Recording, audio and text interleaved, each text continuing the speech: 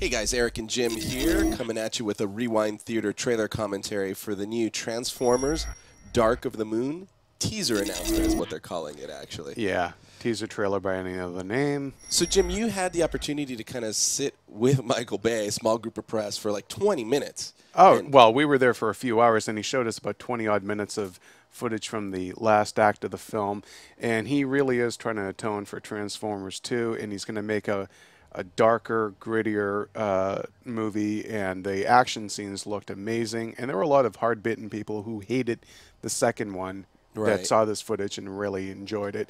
And he's peppering out the action a little more throughout the movie. It's not going to be so hell's bells. So no skids and mud flap. No, and it's going to, he apologized in his words for the dorky humor.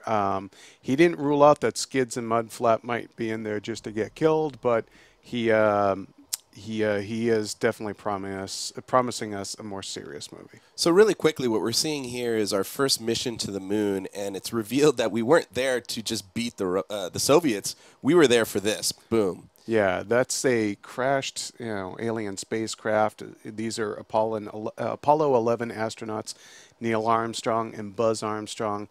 And Eric, you have some speculation about what this ship might be? Yeah, we're theorizing that this might actually be a version of the Ark from the original Transformers animated TV series. Reason being because, as we're going to see, what looks like, boom, look at this. This looks like Transformers kind of robot bodies there. Yeah, right? basically robot carcasses, and you could see it in the reflection of his helmet, and there's obviously a bunch of bodies lying around here. Yeah, we're going to come up on some clearer shots that maybe I'll stop on real quick. But, yeah, I mean, well, let me scroll back right here real quick. Boom, if you look kind of above the astronaut on the left here, that looks like a robot hand. Mm-hmm. And just over his shoulder on the left, it looks like a robot face. Kind of does look like a face. And, you have to remember, too, that in the established movie chronology that the government has known about Transformers now for, I don't know, several decades, ever since the building of the Hoover Dam.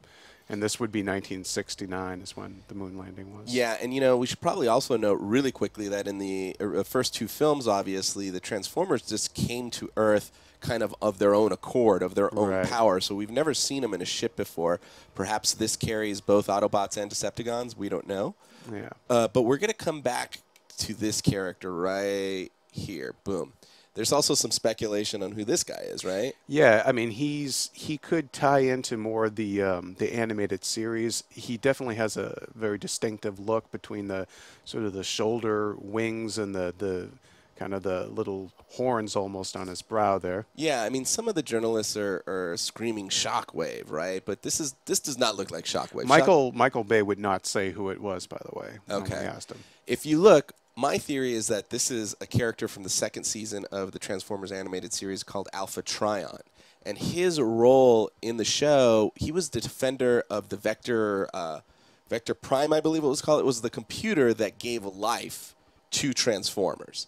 Megatron utilized this to create more Decepticons. Eventually, this character teams up with Optimus Prime to defeat Megatron.